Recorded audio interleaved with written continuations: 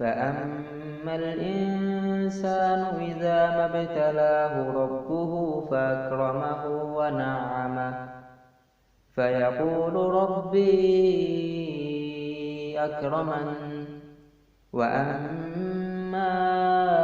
إذا ما ابتلاه فقدر عليه رزقه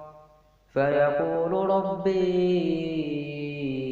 أهانن كلا بل لا تكرمون اليتيم ولا تحاضون على طعام المسكين وتأكلون التراث أكلا لما وتحبون المال حبا جما كلا إذا دكت الأرض دكا دكا وجاء ربك والملك صفا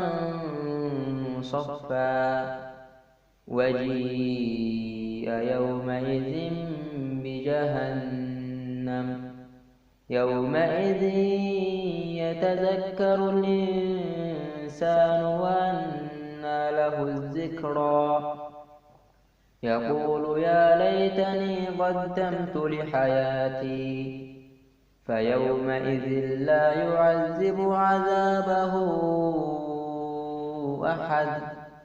ولا يوثق وثاقه أحد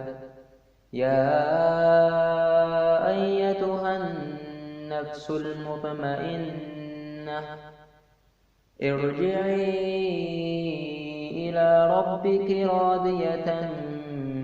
مرضية